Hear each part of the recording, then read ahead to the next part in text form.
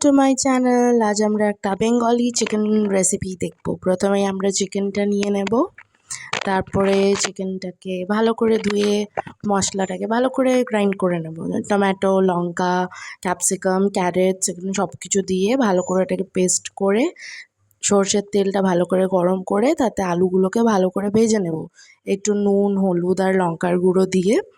তারপরে সেগুলোকে নামিয়ে নিয়ে তাতে কিছু গোটা গরম মশলা, তেজপাতা, শুকনো লঙ্কাকে ভালো করে ভেজে নিয়ে যে মশলাটা আমরা পেস্ট করলাম ওটাকে দিয়ে এটা একটু মিট মশলা আর একটু কাশ্মীরি লাল মির্চ, এখানে সানরাইজের ইউজ করেছি আমি, ওটাকে ভালো করে মিক্স একটু নুন যদি দরকার লাগে তো দিয়ে মিক্স করে ওটা যতক্ষণ না তেল ছাড়ছে ওটাকে একটু কষাবো।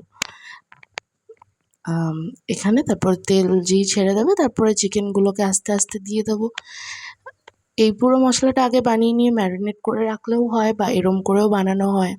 তারপর ভালো করে সেটাকে কষাবো বারে বারে।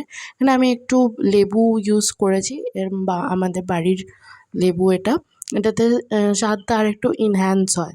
তারপরে সেই মশলার বাটিটাতে একটু জল দিয়ে নিয়ে ওটাকে নাড়িয়ে ভাজা আলুগুলো দিয়ে তার উপরে আরেকটু মিট মশলা, আর একটু নুন এবং একটু ঘরে বানানো গরম মশলা, আর তার সাথে এমনি গুঁড়ো গরম মশলা প্যাকেটের একটু দিয়ে আর একটু সর্ষের তেল দিয়ে ওটাকে ভালো করে প্রেশার কুক করে নেব আমরা।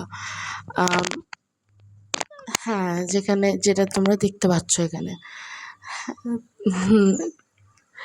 আর তারপর ভালো করে 1-2টো সিটি যদি দিয়ে নেওয়া হয় খুব ভালো করে সিদ্ধ হয়ে যায়, যেমনি দেখতে পাচ্ছ একদম গরম গরম ধোয়া ওঠা ভাতের সাথে হেব্বি লাগবে খেতে। So today's video was about a chicken recipe.